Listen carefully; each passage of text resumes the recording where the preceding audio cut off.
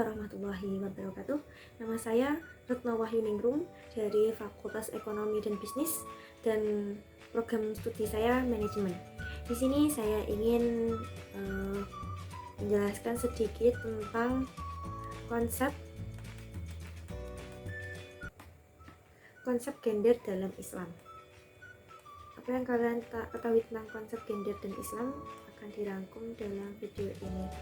Semoga saja kalian jelas dengan penjelasan saya. Pengertian gender sendiri secara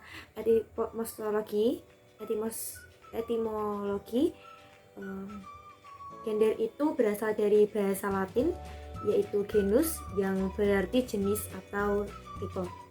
Sedangkan dalam bahasa Inggris, gender adalah kosakata yang bernama atau bermakna jenis kelamin. Dalam glosarium disebut sebagai seks atau gender. Gender sendiri diartikan sebagai suatu sifat yang melekat pada laki-laki ataupun perempuan yang dikonstruksi secara sosial. Kultur atau hubungan sosial yang berkonstruksi antara perempuan dan laki-laki yang bervariasi dan sangat bergantung pada faktor-faktor budaya, agama, sejarah, dan ekonomi.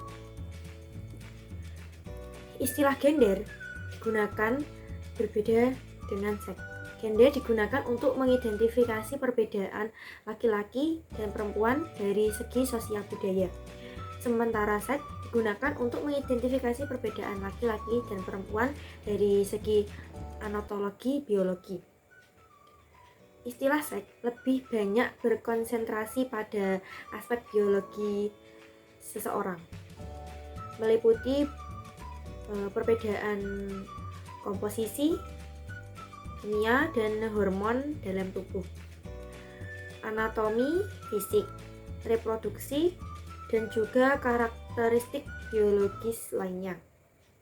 Sementara itu, gender lebih banyak berkonsentrasi kepada aspek sosial, budaya, psikologi, dan aspek-aspek non-biologis lainnya.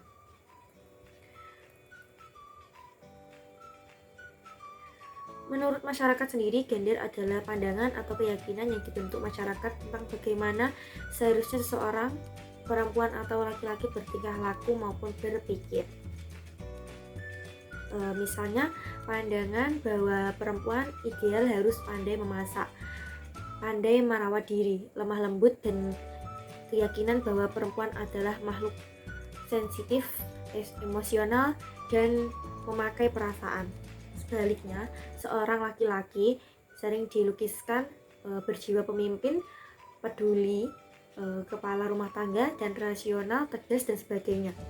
Dengan sifat gender secara jenis kelamin sosial yang dibuat masyarakat yang belum tentu benar.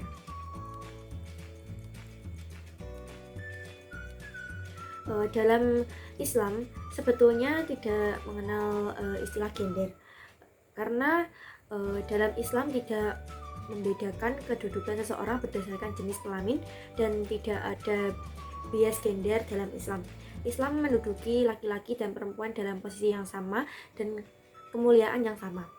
Contohnya adalah Islam tidak membedakan laki-laki dan wanita dalam hal tingkatan takwa, dan surga juga tidak dikhususkan untuk laki-laki saja, tetapi untuk laki-laki dan perempuan yang beramal soleh dan bertakwa.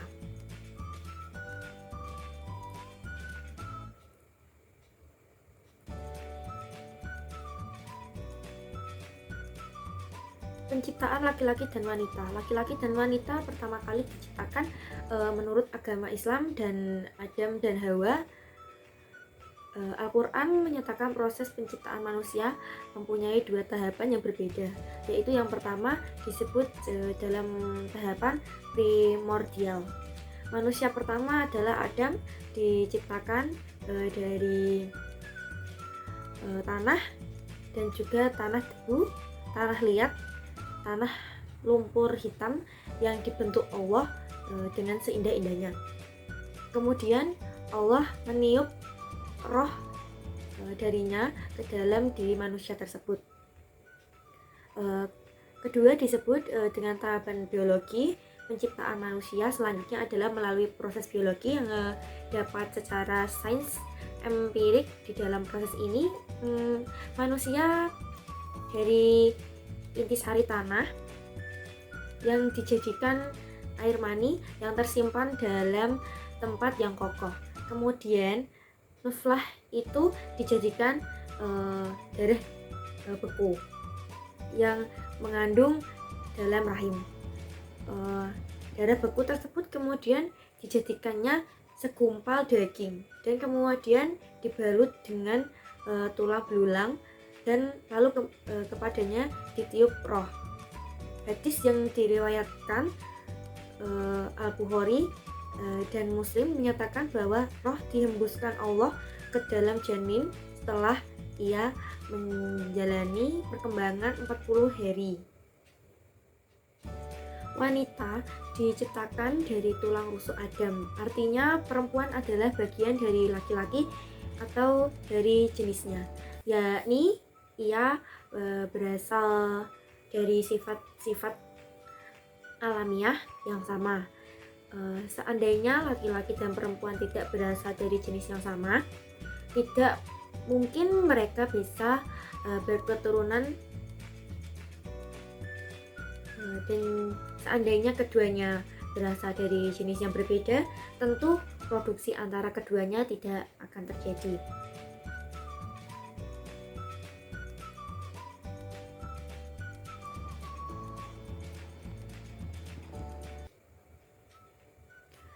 Kesetaraan gender dalam Islam. Konsep kesetaraan dan keadilan gender dalam Islam sesungguhnya telah menjadi bagian dari substantif nilai-nilai universal Islam melalui pewahyuan Allah yang Maha Adil dan Maha Pengasih.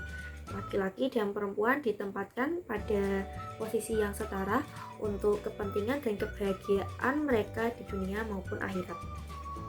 Karena itu, laki-laki dan perempuan mempunyai hak-hak dasar dan kewajiban yang sama sebagai hamba Allah. Yang membedakan hanyalah ketakwaan di hadapannya. Secara epistemologi, proses pembentukan kesetaraan gender yang dilakukan Rasulullah tidak hanya dalam wilayah domestik saja, akan tetapi hampir menyeluruh seluruh aspek kehidupan masyarakat. Seluruh aspek itu meliputi perempuan, yaitu ibu, istri, anak, nenek maupun sebagai anggota masyarakat, dan sekaligus juga untuk memberikan jaminan keamanan serta perlindungan hak-hak dasar yang telah dianugerahkan oleh Allah. Di samping itu, Islam juga mengatur tentang kesetaraan gender, bahwa Allah Subhanahu wa Ta'ala telah menciptakan manusia, yaitu laki-laki dan perempuan, dalam bentuk yang terbaik dengan kedudukan yang paling terhormat. Manusia juga diciptakan mulia dengan memiliki akal, perasaan, dan menerima petunjuk. Oleh karena itu, Al-Quran tidak mengenal perbedaan antara laki-laki dan perempuan, karena di hadapan Allah Subhanahu wa Ta'ala, laki-laki dan perempuan mempunyai derajat dan kedudukan yang sama. Demikian pandangan Islam menempatkan wanita pada posisi yang terhormat, sehingga apapun peranannya, baik sebagai anak, remaja, dewasa, ibu, terus ibu rumah tangga, kaum profesional, dan yang lainnya, itu termasuk terhormat sejak kecil hingga usia lanjut. Dari sinilah dapat kita pahami bagaimana Islam muncul pada situasi ini. Sedangkan gender dalam Al-Quran menurut Dr. Nasaruddin Umar dalam jurnal Pemikiran Islam tentang Pemberdayaan Perempuan, ada beberapa hal yang menunjukkan bahwa prinsip-prinsip kesetaraan gender ada dalam Al-Quran. Transgender dalam pandangan Islam. Secara Etimologi transgender berasal dari dua kata, yaitu trans yang berarti pindah, pemindahan dari tanggungan dan perubahan. Perpindahan dan gender yang berarti jenis kelamin. Pius dan Dahlan dalam Nur Fadilatul. Selanjutnya menurut Pelet mengartikan kata trans sebagai pergerakan melintasi ruang dan batas, sama dengan merubah hal yang bersifat amaliyah atau natural. Pengertian trans bermakna menggabungkan antara entitas atau proses atau hubungan antara dua fenomena. Transgender itu orang yang cara berperilaku atau penampilannya tidak sesuai dengan peran gender pada umumnya. Transgender adalah orang yang dalam berbagai level atau melanggar norma kultural yang mengenai bagaimana seharusnya laki-laki dan perempuan itu. Seorang perempuan misalnya secara kultural dituntut untuk bersifat lemah lembut. Tetapi jika seorang laki yang berkarakter demikian, itu namanya transgender.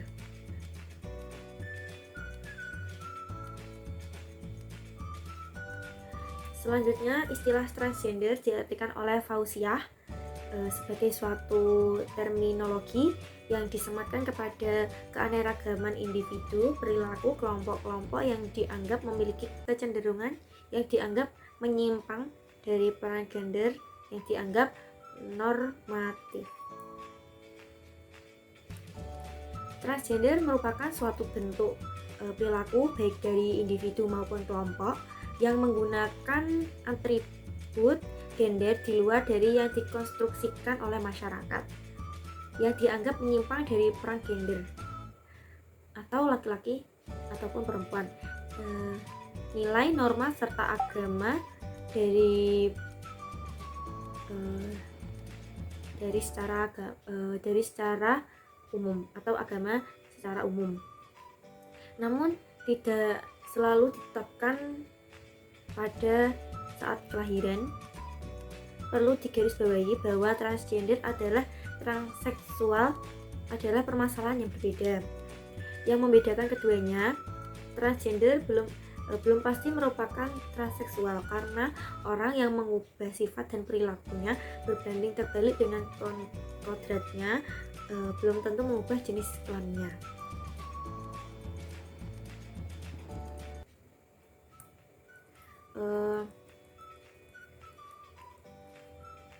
Hukum operasi kelamin dalam dunia kedokteran dikenal 3 bentuk operasi kelamin, masing-masing mempunyai hukum tersendiri dalam fikih.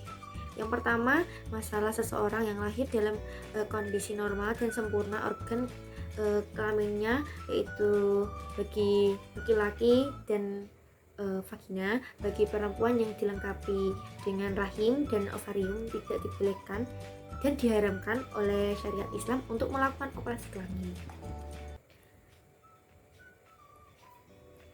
Yang kedua, operasi kelamin yang bersifat tashih atau takmil, perbaikan atau penyempurnaan, dan bukan penggantian jenis kelamin, namun para ulama diperbolehkan secara hukum syariah jika kelamin seseorang tidak memiliki lubang yang bersifat untuk mengeluarkan air seni atau mani, baik penis maupun vagina, maka operasi untuk perbaikan atau menyempurnakan diperbolehkan, bahkan dianjurkan, sehingga menjadi kelamin yang sempurna. Karena kelamin seperti ini merupakan suatu penyakit yang harus diobati. Yang ketiga, apabila seseorang mempunyai alat kelamin ganda, yaitu mempunyai penis dan juga vagina, maka untuk memperjelas dan memfungsikan secara optimal dan definis salah satu alat kelaminnya, ia diperbolehkan melakukan operasi. Untuk mematikan dan menghilangkannya, ia boleh melakukan operasi untuk mematikan alat kelaminnya. Itu saja yang dapat saya sampaikan. Jika ada kurang mohon maaf. Dan kesimpulannya, masyarakat pada umumnya mengartikan gender sebagai perbedaan antara kaum laki-laki dan perempuan yang merupakan pandangan antara bagaimana seharusnya mereka bertingkah laku. Namun Islam tidak mengenal adanya gender, karena dalam Islam tidak ada perbedaan antara laki-laki dan perempuan. Laki-laki dan perempuan pertama kali diciptakan menurut agama Islam adalah Adam dan Hawa. Al-Quran mempunyai proses penciptaan manusia, mempunyai dua tahapan yang berbeda, yaitu primordial dan secara biologis. Islam mengatur tentang kesetaraan gender, bahwa Allah SWT telah menciptakan manusia, yaitu laki-laki dan perempuan, dalam bentuk yang terbaik dengan kedudukan yang paling terhormat. Transgender merupakan perilaku yang menyimpang baik dari segi nilai, norma, agama, karena telah mengubah kodratnya sebagai laki-laki ataupun sebagai perempuan. Itu saja. Jika ada salah kata atau penyampaian materi yang kurang, mohon maaf. Sekian. Wassalamualaikum warahmatullahi wabarakatuh. Dan takkan najok kampung